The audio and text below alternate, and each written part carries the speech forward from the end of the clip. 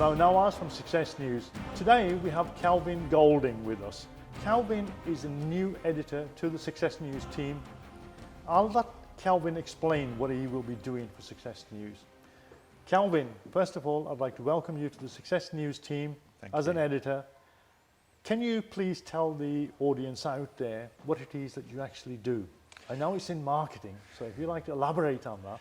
Okay, well, I've spent the last 20 years working in marketing, for starting off with some major organisations like SmithKline Beecham on Lucasade, to then focusing more on smaller and medium-sized businesses, working with Apax and Nomura, the venture capitalists, to setting up my own company. For the last 17 years, I've worked in digital, including mobile and social media, and I now offer a service to small and medium-sized businesses where, for those who do not have a marketing department or an experienced or qualified marketer within the business, I, in essence, manage the marketing function of a number of companies, mainly around London, Hertfordshire and Bedfordshire. Okay, and I understand you've got a fairly reasonable high position within the Chartered Institute of Marketing. I'm a regional chairman for the Chartered Institute of Marketing, which is a privilege. It's one which you are voted into by your peers. In addition to that, I'm the Chartered Institute of Marketing Small Business Ambassador. And as well as being a chartered marketer, I'm an official mentor to marketers at both mid and senior level within the UK. Your knowledge extends back quite a distance in the marketing sector. What are the sort of roles that you've played in the past in the corporate world in the marketing sector?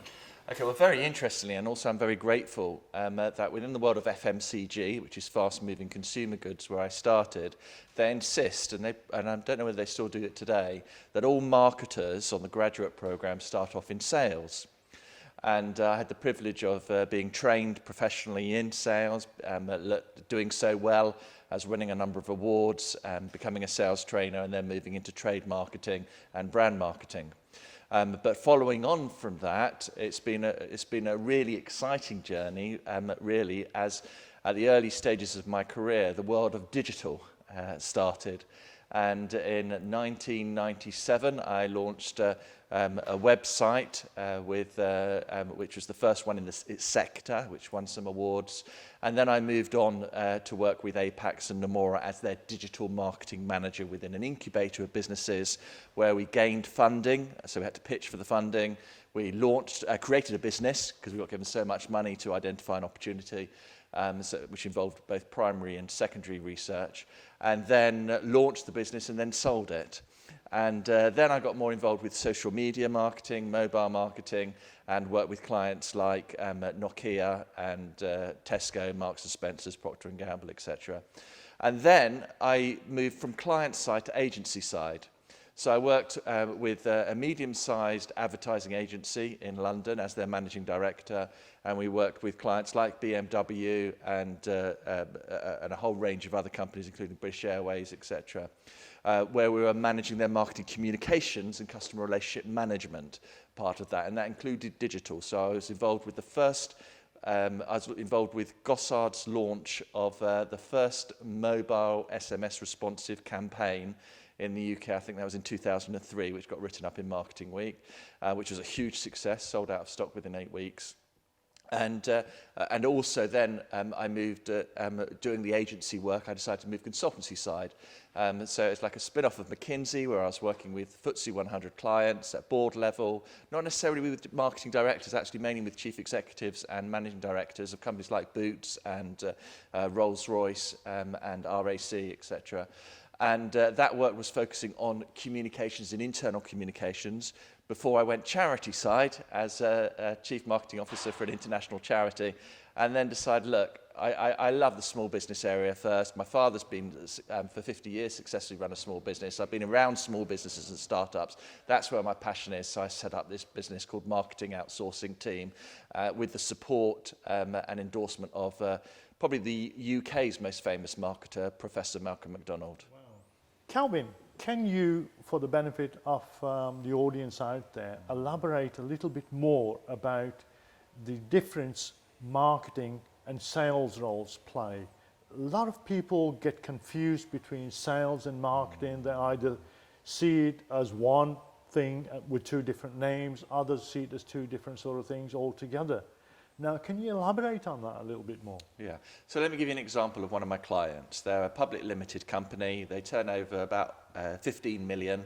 They're in manufacturing, and they have never, ever had a marketing department or a marketing director. All they've ever had in their whole life is a sales director. Now, the sales director has been able to take the business so far, and all the marketing they've done is very much sales related. However, the reason they've brought me in, the chairman of the board of directors recommended to the board, they brought in a marketer, and I was called upon, is because there's a whole range of marketing just beyond sales collateral that needs to be dealt with and managed. And the biggest issue, and this is one of my passions, and this is one of my unique selling points as an individual, is a lot of marketers don't understand sales, and a lot of salespeople don't understand marketing. But once you bring them together, and the Chartered Institute of Marketing a couple of years ago did a paper on marketing and sales fusion, where we did some interviews with IBM as well, who are now changing their structures to be more marketing and sales orientated rather than separated. So when I worked in the good old days with Lucasade and Ribena, marketing was seen as the ivory tower and didn't really communicate with sales, and if they did, they just told sales what to do. In B2B, often it's sales driven and sales led for business to business. So the key is, generally within any business, if you fail to plan, you plan to fail. So before you start doing your marketing and sales, really, from the business plan, you should put together a marketing and sales plan and strategy. And the important part, which is often missed, is in the strategy, is what's called segmentation, targeting, and positioning. Now, the reason why it's so important, often missed by sales, because it's not sales' responsibility. Sales is often about closing deals. It's not necessarily the most profitable deals for the business. Whereas segmentation, targeting, and positioning is working out who the best customers are for your business and finding more of them. Okay. So am I correct in assuming that if marketing does a good enough job, the salesman shouldn't have to sell very hard to convert that customer into a sale? It's like being in this room where there's some radiators. You could say, or it has been said, that marketing is like a radiator that warms up the room in order to help the client buy ice, so to speak.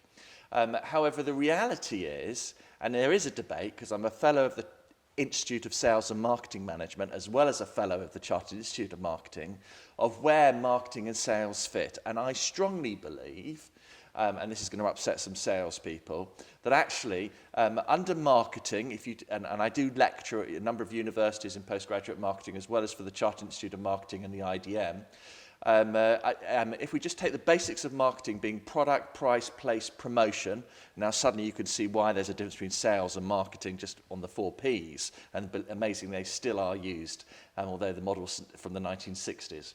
But under promotion, you've got two elements. You've got direct and indirect. So direct is actually sales. So sales is a function of marketing. Indirect is advertising, what we call above the line, below the line, or through the line with digital. So in essence, if within an organization they can get the sales operating in the right way, that doesn't mean sales doesn't inform strategy. It means it fits into the marketing and sales strategy.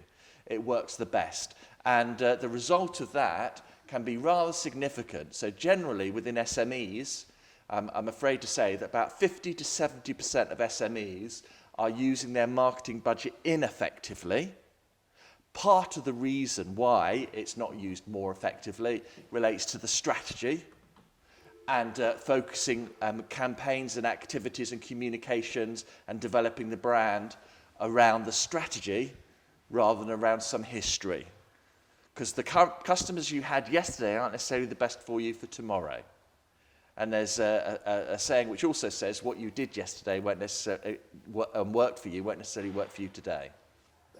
Kelvin, can you tell me or elaborate for the benefit of the audience out there, what percentage of SME businesses out there are really making use of social media, and what percentage of businesses are just putting posts, putting blogs out there, putting pictures out there on social media, and don't really have a strategy behind it, and they just keep posting or blogging without any real end goal in mind?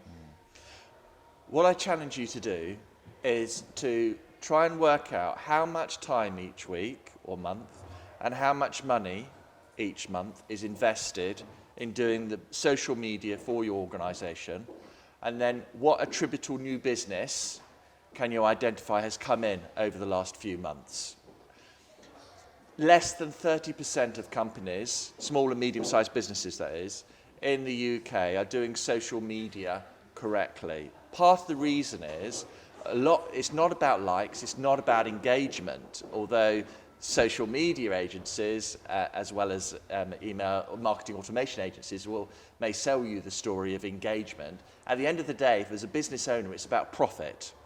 So I work as a non-executive director for a number of small and medium-sized companies where I oversee all of the marketing, which includes social media. I do the training in-house, because social media needs to be done in-house. Nike have pulled all their social media back in-house, away from the agencies, and it's worked far better, as well as a number of other large organisations have done now. And oversee it so it fits into the strategy in terms of customer acquisition as well as customer retention. And unless you get that mix right, you're in trouble, because it costs 7 times more to acquire a new customer than retain an existing one. And therefore, social media is actually a very good tool for customer retention, but that is often missed. The word marketing is such a broad word.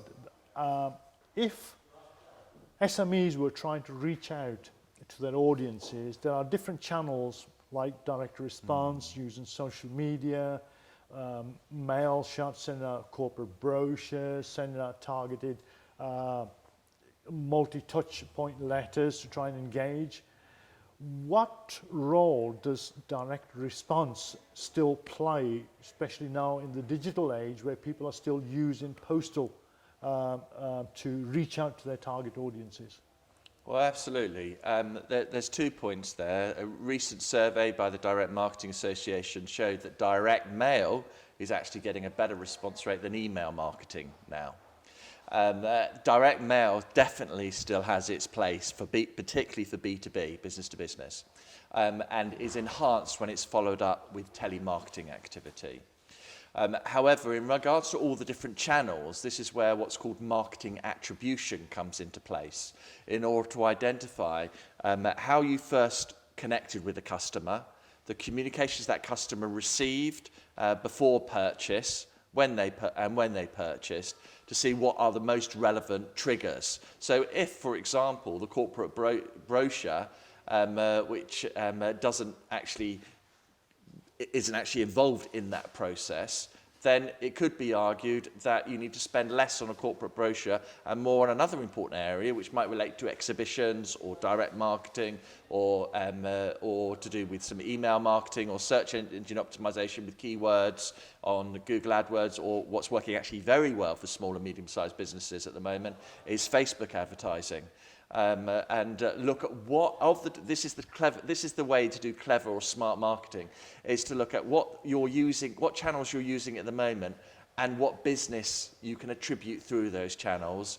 Use more of the ones that you're getting business from, and spend less on the ones you're not getting business from, and try some other ones which you're not doing as a result.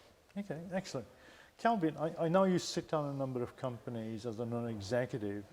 If somebody wanted to reach out to you and possibly have a chat with you in reference to the non-executive directorship within their organizations, how would they reach out to you? Do you have a website? Yes, quite easy. The website is Marketing OutSourcing Team Ltd. My email is kelvin@marketingoutsourcingteam.co.uk. The website's actually being redone at the moment from our point of view, but they can also connect with us through LinkedIn, or is it strategyday.co.uk? Yes, they can do, yes. Okay, Kelvin, I'm sure we can sit here and talk about marketing until 2016, 2017, 2018 and so forth. It's an interesting subject, and it's a subject that every entrepreneur, regardless what level of their journey they're at this moment in time, needs to learn and understand in order for their businesses to grow. And I'm really pleased that you are joining the team at Success News, and I really look forward to seeing some of the interviews that you're going to be going out and bringing value content back in those interviews from some of the corporate people and from the SMEs, and how the audience can learn from that. So really I'm pleased actually to introduce you to the group, and looking forward to your posts and your interviews that are coming up. Thank you. This is Mo Nawaz from Success News.